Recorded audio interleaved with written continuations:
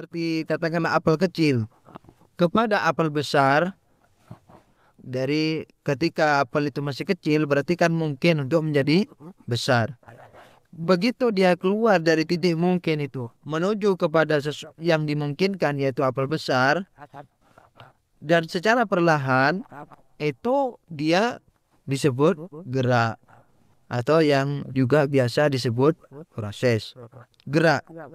Atau bola dari titik A begitu keluar dari titik A, karena dia mungkin berada di titik B, begitu dia keluar dari titik A dan menuju kepada yang dimungkinkan itu dinamakan gerak, karena dari titik A kepada titik B tidak terjadi secara sekaligus, tentu kalau perlahan, artinya ada jarak. Nah, dengan demikian maka ketika dikatakan sesuatu dari titik mungkin kepada yang dimungkinkan, keluarnya sesuatu dari titik mungkin kepada yang dimungkinkan, itu tidak bisa tidak dia terikat dengan tempat. Terikat dengan tempat.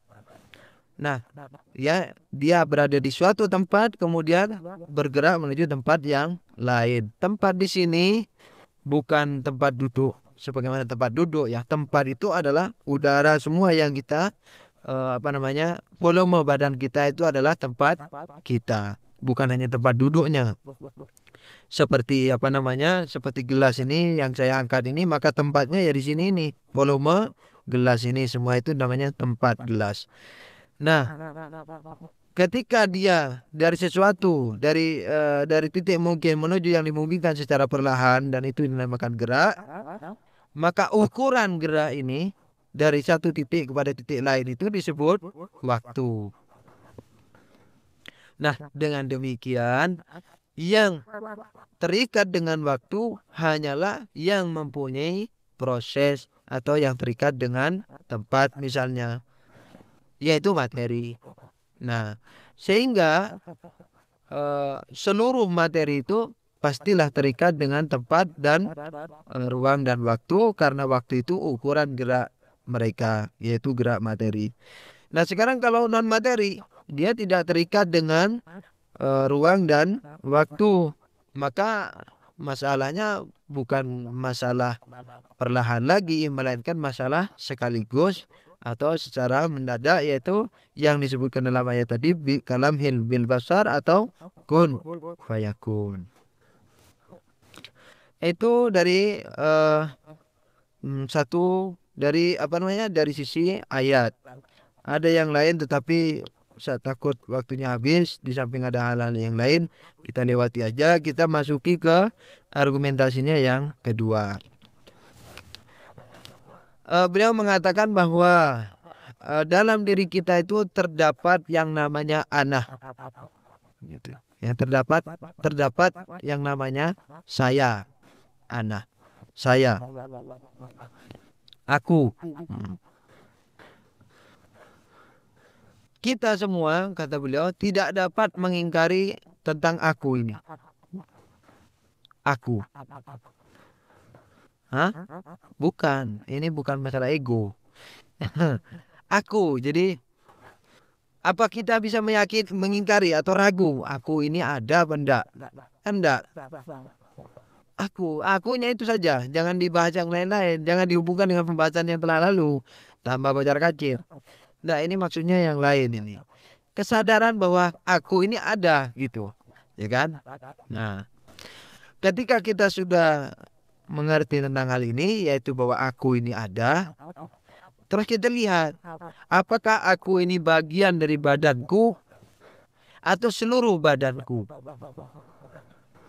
seluruh badan materi. Kata ulama tidak bisa kita katakan bahwa aku ini adalah bagian badanku atau seluruh badanku. Tidak bisa dikata aku. Di samping kenapa? Di samping salah satu dari penguatnya adalah kalau bagian materi atau bagian badan, kepala, tangan, kaki atau seluruhnya itu kadang-kadang kita bisa saja tidak menyadarinya. Artinya melupakannya. Tapi aku tidak pernah dilupakan. Apakah Anda pernah lupa bahwa aku itu, bahwa akunya Anda itu nggak ada, lupa. Pernah lupa bahwa seakan-akan Anda itu nggak ada, nggak pernah lupa, selalu sadar. Tetapi terhadap dirinya kadang-kadang lupa. Misalnya apa? Misalnya apa namanya? Umpamanya Anda saking kesusunya kesana kemari, ya kan? Misalnya Anda pergi ke suatu tempat tidak sadar bahwa Anda basah kuyup karena hujan. Tapi karena ada suatu masalah yang penting sehingga Anda melupakan badan Anda itu yang basah kuyup.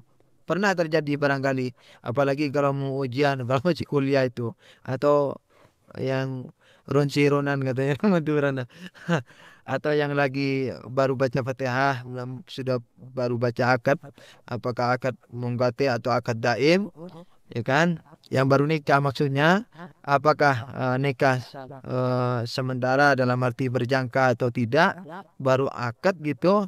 Kemudian pulang kantor terlambat, ndak ingat apa-apa sudah.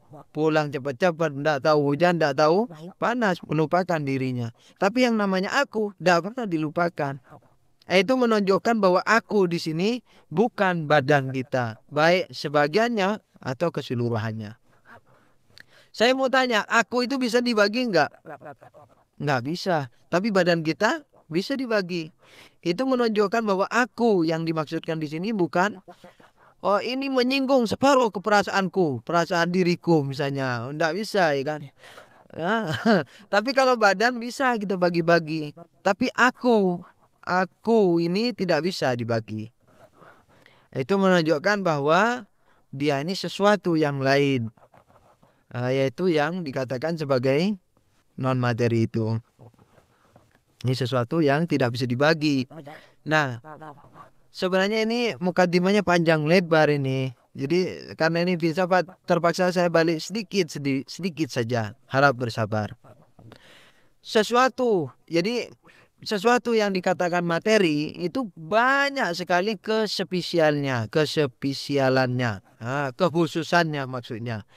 Di antaranya terikat dengan ruang dan terikat dengan waktu, dan di antaranya bisa dibagi. Jadi alamat tidak perlu menjelaskan di sini bahwa ketika aku itu tidak bisa dibagi berarti dia non materi. Tidak usah dijelasin, orang yang belajar filsafat mengerti. Nah itu maksudnya gitu. Jadi begitu alamah mengatakan bahwa aku ini tidak dibagi, itu maksudnya mau membuktikan bahwa aku ini non materi. Sebab kalau materi masih bisa dibagi. Gitu maksudnya. Ala kulli hal.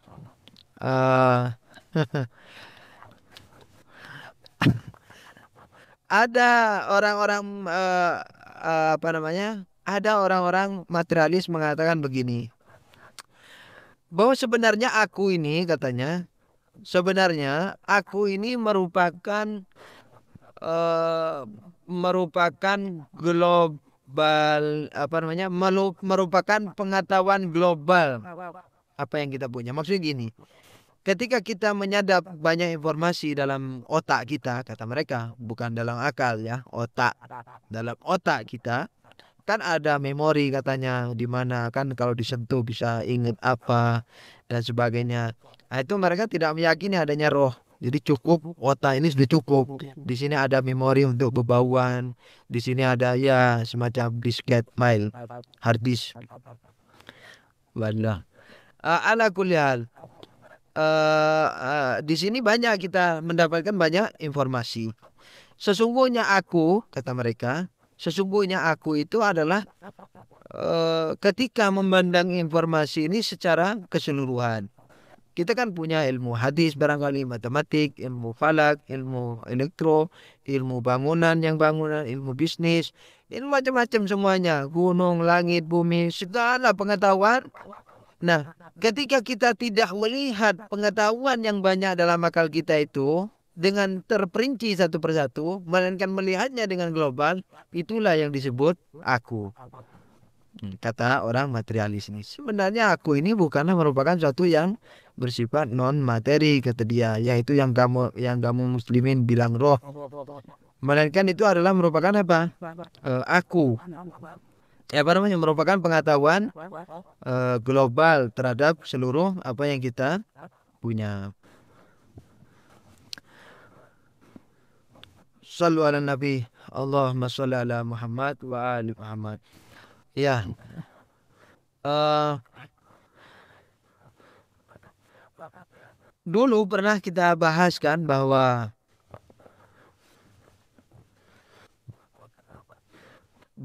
pengetahuan kita itu justru menunjukkan adanya wujud non materi pada badan kita ini, pada manusia ini. Ini yang saya katakan tadi untuk mengulang. Nah, jawaban Allama di sini hilang begitu saja. Saya ganti dengan ini, tetapi ini berhubungan erat dengan ini juga saya ambil dari Allama tapi di tempat lain, jadi bukan di sini. Ya, di Mizan juga atau di filsafat Bidayah atau Nihayah. Yang proses pengetahuan kita ketika kita melihat gunung, melihat langit, melihat pohon dan sebagainya, itu justru menandakan akan adanya sesuatu yang bersifat non materi pada diri kita ini. Dia kan berdalil nih orang-orang kafir tadi bahwa ya, jadi aku itu sebenarnya bukan suatu wujud mandiri, yaitu yang dikatakan roh atau jiwa dan sebagainya, melainkan dia pengetahuan global terhadap seluruh informasi yang ada. Jadi ketika kita tidak melihat ke file-filenya, kita melihat harddisknya, begitu sadar terhadap keberadaan harddisk, itulah aku, katanya. Oke, sekarang kita bahas ini file-filenya ini. Harddisknya ini apa sebenarnya? Harddisk ini otak atau wujud lain yang bersifat non materi. Nah, itu sehingga kalau kita sadar kepada harddisk ini, berarti sesungguhnya kita sadar kepada otak atau sadar kepada roh yang dikatakan wujud non materi. Nah, ketika kita melihat sesuatu, melihat gunung dan sebagainya, katanya kita ini sebagai muslimin dan juga secara ilmiah filosofis, ketika kita melihat gunung, di sini terjadi pengrusakan terhadap hukum materi, Ciri-ciri material atau materi banyak ya, sebagaimana disebut tadi, terikat ruang dengan ruang, waktu dan dibagi, dan juga ada hukum lain, yaitu yang besar tidak bisa masuk ke dalam yang kecil. Itu hukum materi. Yang besar tidak boleh masuk ke dalam yang kecil. Kemudian dalam proses melihat, ketika kita melihat gunung atau pohon lah yang tingginya 10 meter, itu sebenarnya telah merusak hukum materi ini. Seandainya kita katakan bahwa manusia ini hanyalah unsur materi, tidak ada unsur non materinya, umpamanya begitu, berarti ketika kita melihat pohon dan sadar bahwa pohon itu tinggi, lebih tinggi dari kita, berarti kita telah merusak hukum materi itu. Karena apa? Pohon yang 10 meter itu tidak mungkin masuk ke dalam diri kita yang lebih kecil. Mereka berkata, kamu ini ketinggalan zaman. Kenapa? Karena yang disadap oleh kita itu bukan pohonnya, tetapi gambar pohonnya. Oke, kita katakan kalau begitu gambarnya juga harus besar. Gambarnya harus besar. Gambar 10 meter yang masuk. Oh, kamu ini ketinggalan, katanya.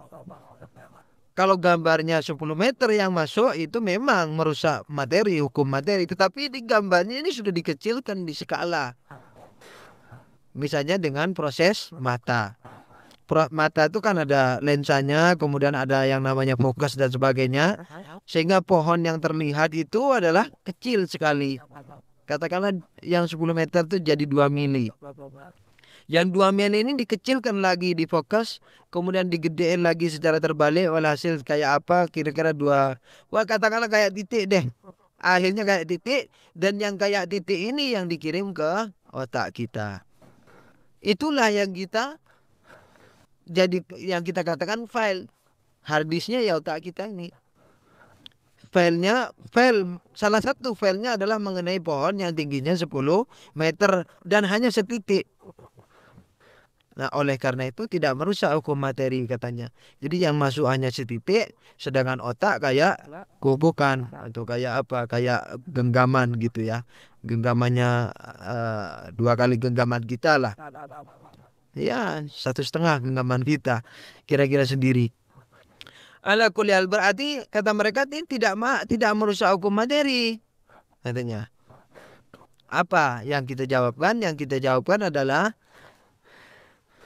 kalau kita melihat dengan perincian yang kamu rincikan tadi, kemudian hanya berhenti pada otak, perlu saya ingatkan bahwa seluruh perincian orang-orang sains ini kita terima, tetapi tidak berhenti di otak, karena mustahil kalau berhenti di otak. Sebagaimana yang akan didiskusikan ini, yaitu kita katakan apa? Kalau kamu mengatakan bahwa kita sesungguhnya tidak melihat yang yang asli, yaitu yang 10 meter, melainkan yang 2 mili saja yang kita lihat, ya kan? Berarti berarti selama ini kita belum pernah menyadari akan sesuatu yang lebih tinggi dari kita, katakanlah 10 meter itu. Saya mau tanya, yang kita lihat secara hakiki itu apa sih? Pohon dengan panjangnya 10 meter atau yang 2 mili yang kita lihat? Secara penjelasan sains yang 2 mili, sebab itu yang disadap oleh mata. Oke. Nah, sekarang kalau 2 mili, kenapa kita sadar bahwa itu lebih tinggi dari kita? Wong yang disadap hanya 2 mili. Nah, mereka mengatakan, kamu ketinggalan lagi nih. Di mata itu ada dari fokus ke lensa walhasil sekian, itu terdapat sudut 60 derajat. Katanya, jadi 60 derajat gitu. Begitu dikecilkan, kita sadar bahwa ini skala sekian. Nah, jadi sudah di skala menjadi kecil, kemudian dari situ digedein lagi, dibayangkan gedenya, ketemu. Ini dengan besar skala. Apa jawab kita? Kita menjawab bahwa menskala sesuatu itu harus tahu yang asli dulu. Seperti kita tahu bahwa Pulau Jawa ini 1000 kilometer katakanlah, kemudian kita mau gambar, karena keretanya kecil, kita kecilkan menjadi katakanlah 10 cm dengan skala 1 mili 1 cm banding 100 kilometer. Itu kita tahu yang asli, baru kita gambar yang skalanya. Nah, sekarang yang kita lihat yang mana? Wong kita belum pernah tahu yang asli kok. Sebab yang kita lihat yang 2 mili di mata itu, tidak pernah kita mengerti yang asli. Pernah mengerti yang asli? Tidak pernah, sekalipun kita berhadap-hadap. Karena yang asli itu yang ada di mata itu yang 2 mili. Nah, bagaimana cara kita menskala? 1 banding 10, 1 banding 1000, mana tahu. Wong yang kita lihat yang 2 mili itu. Langit yang gedenya seperti itu, yang kita lihat hanya 2 mili. Yaitu di pelopak mata, di lensa mata kita. Dengan demikian persyaratan skala juga tidak benar di sini, karena tidak terpenuhi syarat-syaratnya. Begitu juga bahwa ketika kita melihat pohon yang 10 meter kata-kata atau yang lebih tinggi dari kita, itu kita nggak ngitung. Apakah waktu kita melihat itu mikir sejenak? Jadi ketika ada mobil lewat, ini mobil skalanya sekian, kalau begitu lebih gede dari kita, dan ini bukan mobil-mobilan, mikir belum selesai sudah ketubruk mati, ya. Jadi tidak begitu. Begitu kita melihat mobil, nggak perlu mikir, kita langsung sadar bahwa ini lebih gede dari kita. Nggak pernah kita merasa ini skalanya dari mata saya skala 60 cm, 60 derajat, gini-gini, mikir belum selesai sudah ketubruk. Karena kita mikir begitu melihat mobil, ini mobil-mobilan apa mobil betulan, kan dipikir, ini sekian, jaraknya sekian, sudutnya sekian derajat, maka ini lebih tinggi dari kita. Enggak begitu. Begitu kita melihat sesuatu yang lebih besar, kita sadar itu lebih besar. Enggak perlu mikir-mikir. Nah, dengan demikian terbuktilah bahwa sesungguhnya yang besar itu masuk ke diri kita, sekalipun kita kecil. Nah, dengan demikian maka kalau kita katakan bahwa manusia ini hanya unsur materi, maka tidak mungkin yang demikian itu terjadi, karena merusak hukum materi itu sendiri. Yang besar nggak boleh masuk ke dalam yang kecil. Dengan demikian maka terbuktilah bahwa dalam diri manusia ini terdapat unsur yang non materi. Nah, kalau sudah non materi, tidak terikat dengan tempat, nggak ada di sana, nggak ada di sini. nggak ada besar, nggak ada kecil. Yang namanya non materi sebab nggak terikat dengan tempat. Nggak di sana, nggak di sini, nggak besar, nggak kecil, nggak ada ukuran. Nah, oleh karena itu tidak aneh kalau kita sadar bahwa langit itu gedenya seperti itu, bahwa gunung gedenya seperti itu, bahwa pohon gedenya seperti itu. Nah, dengan demikian maka ketika kita sadar terhadap harddisknya tadi, kalau otak itu diumpamakan dengan harddisk, maka sesungguhnya kita sadar kepada siapanya? Kepada non materinya tadi, kepada roh atau jiwa kita itu. Nah, dengan demikian maka tidak kembali kepada otak, melainkan kembali kepada roh.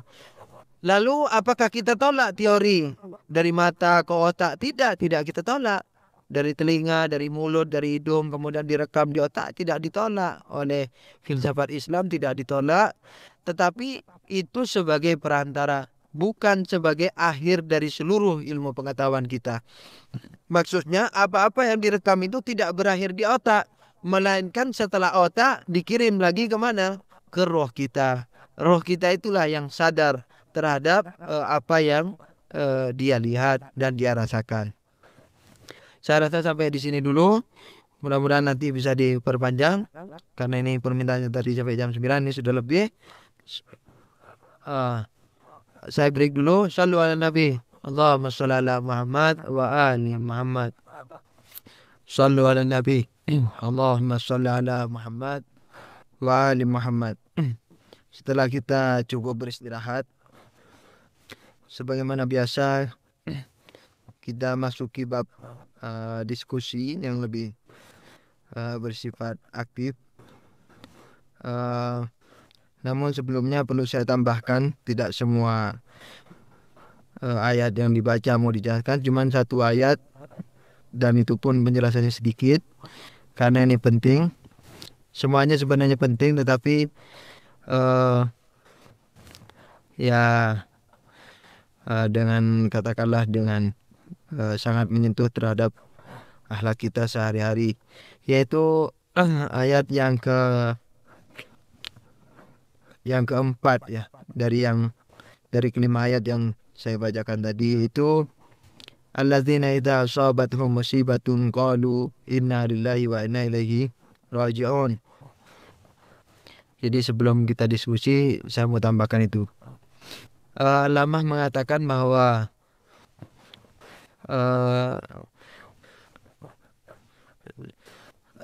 yang ringkasannya sebagai berikut, yaitu sesungguhnya kalimat katakanlah huzn atau sedih atau duka ketika kita kehilangan sesuatu, itu sebenarnya timbul dari disebabkan karena kelengahan kita terhadap posisi diri kita. Itu keringkasannya begitu, kesimpulannya.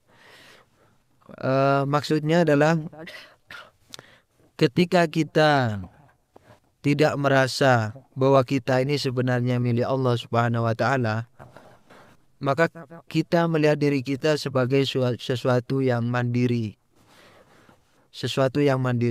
Oleh karena itu ketika kita mempunyai sesuatu, kita merasa bahwa kita sebagai pemiliknya dan kita merasa yang punya.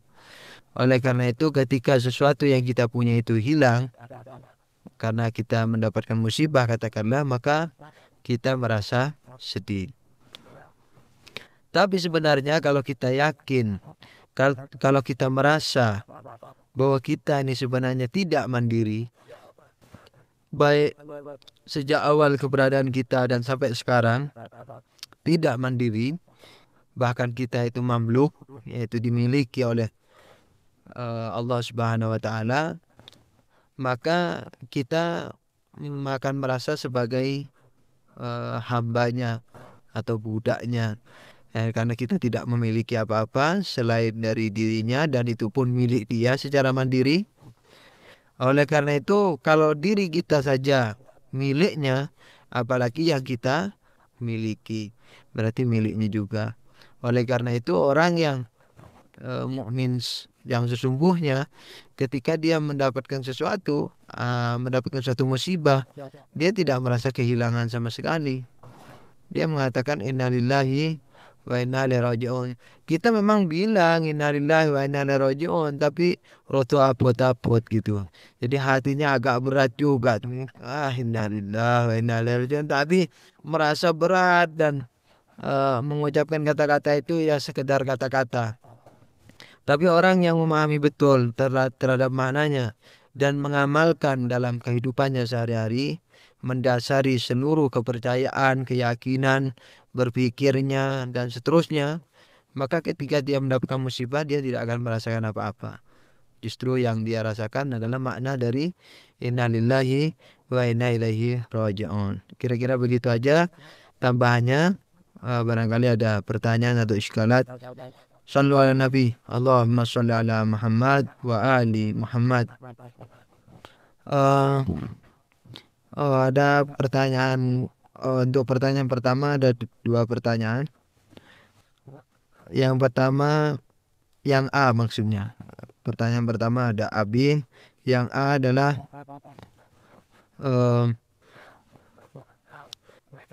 ya, perbedaan aku dan ego. Beda enggak? Kalau beda gimana? Kalau enggak beda gimana? Pertanyaan kedua, kapan roh itu ditiupkan? Apakah sejak bertemunya mani dan ovum atau sejak bayi itu menjadi sempurna? Sebab katanya ya janin menjadi sempurna. Embrio namanya. 40 apa itu istilahnya? Bukan 40 hari. 4 bulan ya. 4 bulan kurang lebih ya. Kemudian kemudian sebab sejak masih berupa mani kedua dan ovum keduanya sudah hidup. Bagaimana itu? Untuk jawaban pertama adalah sebagai berikut. Titik 2.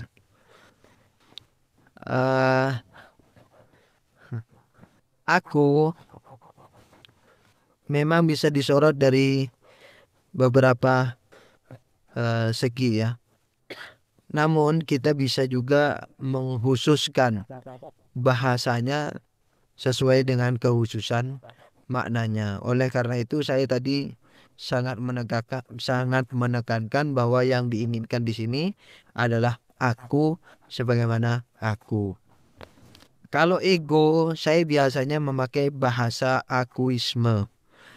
Itu pernah tempo hari saya juga memakai istilah ini, yaitu katakanlah akuisme, itu ego. Jadi ego ini sudah berupa sifat, bukan zat. Sedangkan aku yang kita bahas malam ini adalah zatnya, jadi keberadaan dirinya. Tetapi ego itu adalah sifat daripada zat kita. Jadi kelakuan daripada roh itu, di mana kelakuan itu berupa katakanlah ego itu, maka kita katakan dia mempunyai ego. Tapi yang kita bahas itu dianya. Kan kita katakan aku mempunyai ego, dia mempunyai ego. Nah, ego itu berarti pekerjaannya, sifatnya. Nah, yang kita bahas sekarang ini adalah dianya atau akunya. Saya rasa jelas itu ya bedanya, bahwa ego itu adalah sifat atau pekerjaan roh, sedangkan aku yang kita bahas sekarang ini adalah ana, yakni wujudnya, zatnya. Boleh. Anania ya, bahasa Arab anania. Yang aku itu ana, tetapi yang ego itu adalah anania. Ya, dulu pernah itu. Ala kulli hal, sallu ala Nabi. Allahumma sholli ala Muhammad wa ali Muhammad. Kemudian pertanyaan kedua, kapan roh itu ditiupkan? Tiup meniup di sini perlu saya garis bawahi bahwa tiup meniup di sini bukan tiup meniupnya kita pakai gitu ya. Enggak, ini sekedar merupakan suatu penggambaran. Ya, oleh karena itu kalau kita mengikuti lahiriah Quran dalam arti akidah atau ilmu pengetahuan bukan hukum ya, itu kita banyak sesatnya. Oleh karena itu pandangan kita sekarang ini sebenarnya keliru kalau kita berada pada zaman Nabi atau berada pada zaman Imam, yaitu pandangan yang menomorduakan hadis ketimbang ayat Quran. Sementara kan kita begitu toh, bahwa Quran baru hadis, semestinya hadis baru Quran gitu kalau di zaman Nabi atau di zaman Imam, yakni ketika Imam itu ada di hadapan kita. Jadi apapun yang dikatakan Nabi atau Imam, mau cocok mau enggak terhadap Quran, kita harus mengikutinya. Sebab ketika kita katakan ini cocok, enggak cocok terhadap Quran, berarti Quran yang kita pakai itu adalah Quran yang kita fahami. Nah, itu masih relatif. Nah, namun karena imam sekarang dalam keadaan gaib, maka kita tetap menomorsatukan apa? Al-Quran. Oleh karena itu dalam istilah usul fikih, Quran itu adalah kuat, riwayatnya kuat, tapi maknanya tidak kuat. Jadi tidak terlalu kuat. Tapi kalau hadis maknanya kuat, tetapi periwayatannya tidak kuat. Jadi katakanlah kalau Quran ini sudah 100 kuadrat, ya 100 kuadrat mutawatir katakanlah kalau Quran, tapi maknanya kita nggak jelas. Tapi kalau hadis maknanya tentu lebih jelas daripada Quran, karena hadis itu menjelaskan Al-Quran. Tetapi riwayatnya, perawiannya, periwayatannya, kita nggak yakin betul apakah ini dari Rasulullah atau dari imam atau bukan. Ala kulli hal. Jadi oleh karena itu kalau kita melihat ayat-ayat Quran dalam Ahlul Bait, seyogianya kita mendengar apa yang dijelaskan oleh para imam, ya kalau imam nggak ada, oleh para ulama. Oleh karena itu kadang-kadang sekalipun saya sedikit tahu, saya tidak berani sebelum saya menyandarkan apa yang saya sampaikan itu kepada ulama.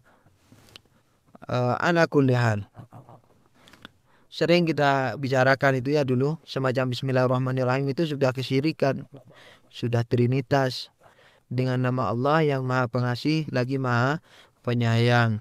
Kalau ditanya penyayang itu apakah Allah, pengasih itu apakah Allah, kalau dikatakan bahwa itu keduanya adalah sifat Allah, sifat Allah ini ada apa enggak? Rahman itu ada enggak? Kalau dibilang ada, ya kan? Kalau dibilang ada, apa arti Rahman? Pengasih. Yang dikasih siapa? Makhluk. Kan begitu toh. Nah sekarang saya mau tanya, sebelum ada makhluk, adakah sifat Allah itu yang bernama Rahman atau pengasih? Jadi kalau sebelum ada pengasih itu kan mengasihi.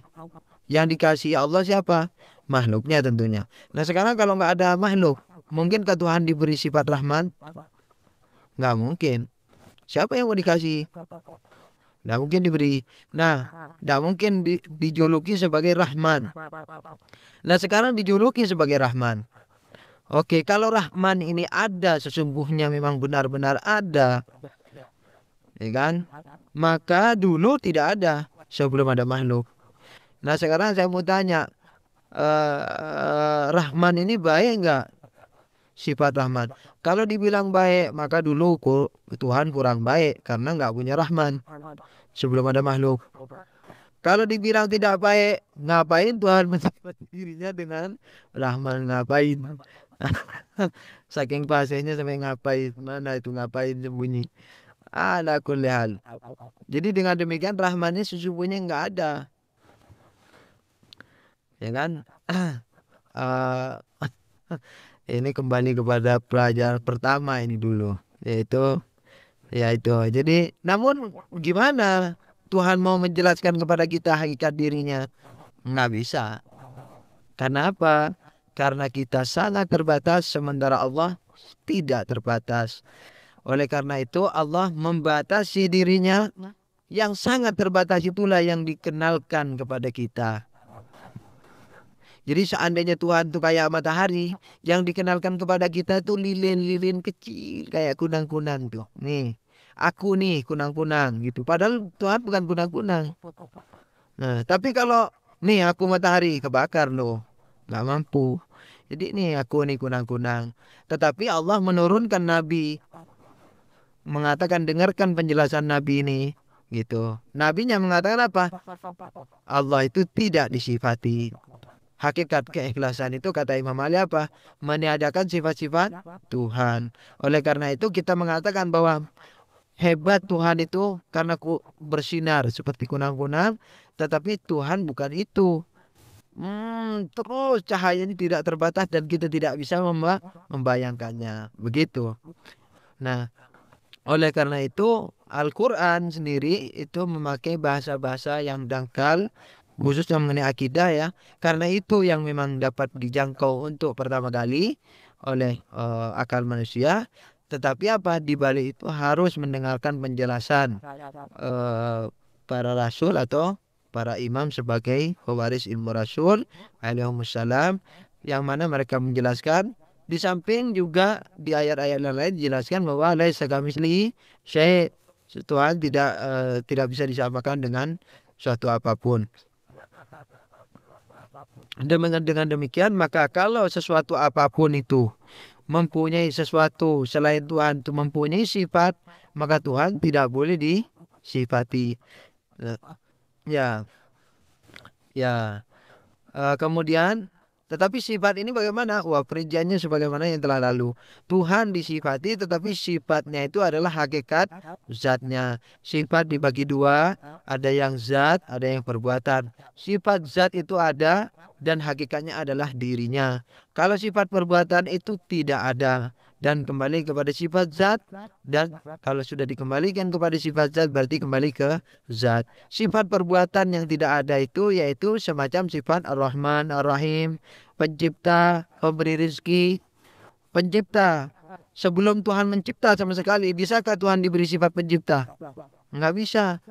Sebelum menciptakan rezeki yang dibagi-bagi, bisakah Tuhan diberi sifat pemberi rezeki? Nggak bisa. Oleh karena itu, pemberi rezeki ini tidak ada sebenarnya. Itu merupakan suatu gambaran kecil dari kesempurnaan yang sangat tidak terbatas. Itu, yakni apa? Yakni Tuhan kuasa berbuat apapun yang baik, termasuk apa? Termasuk memberi rezeki, mencipta dan sebagainya. Kuasanya itu yang dimiliki Tuhan. Kuasanya itulah yang sifat Tuhan. Tetapi apa hakikat kuasa ini? Kuasanya Tuhan tidak terbatas apa terbatas? Tidak terbatas. Kalau tidak terbatas dan Tuhan sendiri terbatas apa enggak? Tidak terbatas. Nah, kalau kuasa Tuhan tidak terbatas, hakikat zat Tuhan tidak terbatas, berarti ini mustahil. Nah, supaya tidak mustahil, sebab kalau tidak terbatas tidak mungkin ada dua. Kalau ada dua berarti terbatas. Yang A bukan B, yang B bukan A. Dengan demikian kalau kita katakan kuasa Tuhan tidak terbatas, itu sama dengan mengatakan bahwa dia itu adalah Allah. Kuasa itu apa sih? Ya Allah itu. Jadi Allah adalah hakikat kuasanya. Hakikat kuasa Allah adalah hakikat Allahnya. Kembali kepada masalah semacam mana faham min ruhihi fihi min ruhihi. Allah meniupkan rohnya, ini tiup meniup bukan tiup meniupnya kita. Ala kulli hal. Kapan ditiupkan? Yang saya ingat dari pembahasan filsafat yaitu ketika janin itu telah jadi secara sempurna, ya kira-kira 4 bulan itu kalau menurut ilmu ya kedokteran walhasil. Jadi roh ini memang ditiupkan secara katakanlah diadakan secara mendadak, dan itu pada keadaan ketika janin itu sudah mulai sempurna, lengkap sempurna. Kali ya. Ya, ini ada pertanyaan lanjutan. Ya, ini ada pertanyaan susulan dari pertanyaan tadi, dari jawaban tadi, yaitu kalau roh itu ditiupkan ketika bayi sempurna, yakni bukan setelah lahir, maka berarti dia harus memfungsikan seluruh anggota badannya seperti paru-parunya, seperti makan dan sebagainya, itu harus melihat dan sebagainya, walhasil makan sebagaimana kita, kemudian bernafas sebagaimana kita. Sebenarnya tuntutan yang diinginkan di sini adalah hidup ya, adalah hidupnya itu. Saya bisa memberikan pendekat kepada yang lain, yaitu ketika kita tidur. Ketika kita tidur itu kita dibilang mati atau dibilang hidup? Dibilang hidup ya. Nah, apakah mata kita berfungsi dan telinga kita berfungsi pada waktu itu? Tidak. Nah, dengan demikian maka arti hidup itu tidak lazim bahwa dia artinya tidak harus secara doruri dia harus melihat, dia harus mendengar, dia harus makan, dia harus buang air misalnya, dia harus bernafas misalnya, ya kan? Dan sebagainya dan sebagainya. Nah, oleh karena itu tuntutan yang diinginkan adalah adanya roh dalam badannya itu, dan gerakan dan sebagainya itu disesuaikan dengan situasinya. Kalau dia tidur berarti apa yang dilakukan ketika tidur, misalnya bernafas saja atau bergerak-gerak walaupun dia sendiri nggak sadar. Begitu juga di dalam perut ibunya, paling-paling koprol-koprol di dalam perut itu. Dia sendiri belum tahu mana atas mana bawah gitu.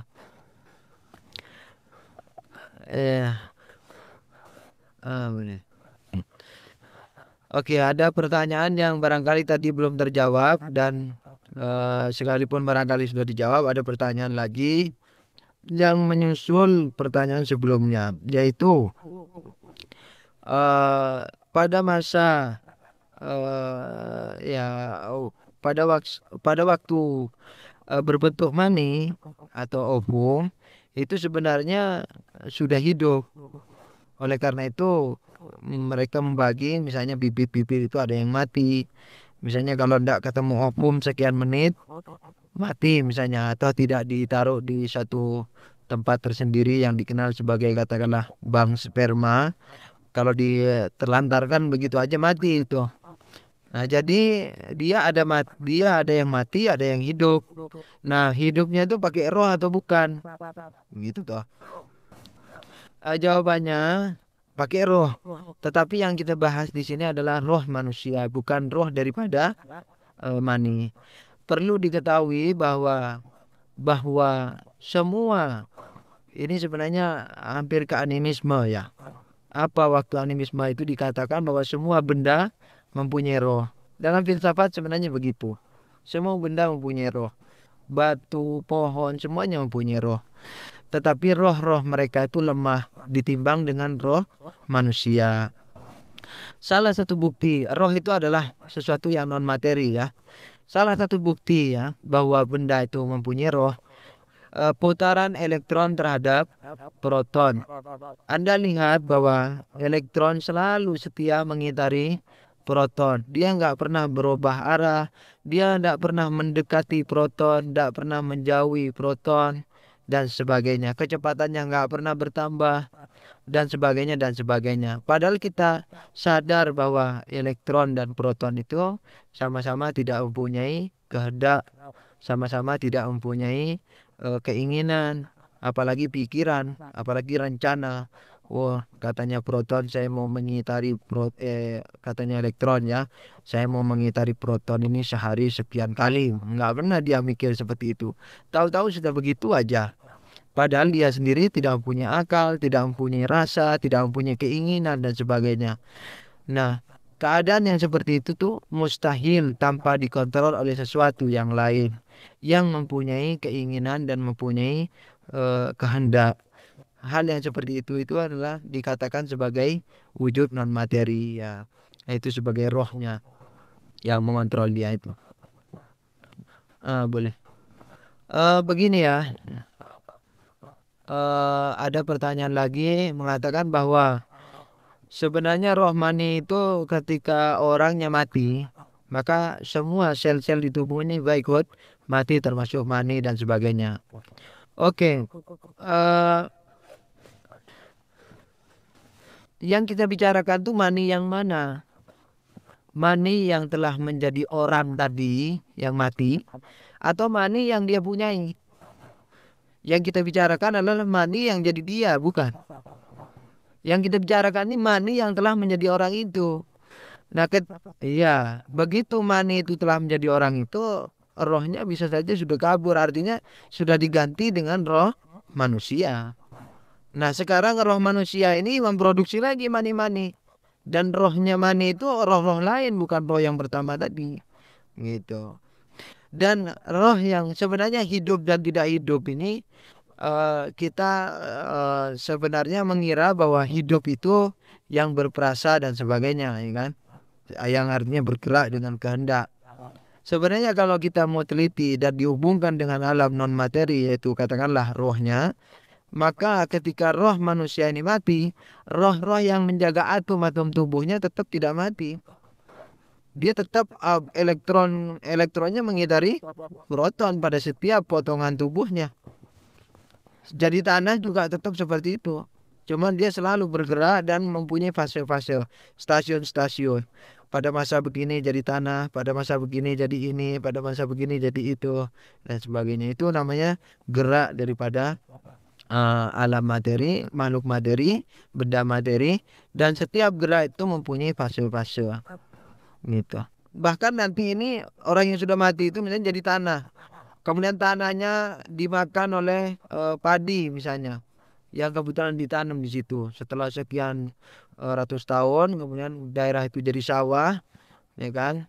Kan ada di sini kuburan jadi bangunan dan sebagainya. Nah, ini ada kuburan jadi sawah.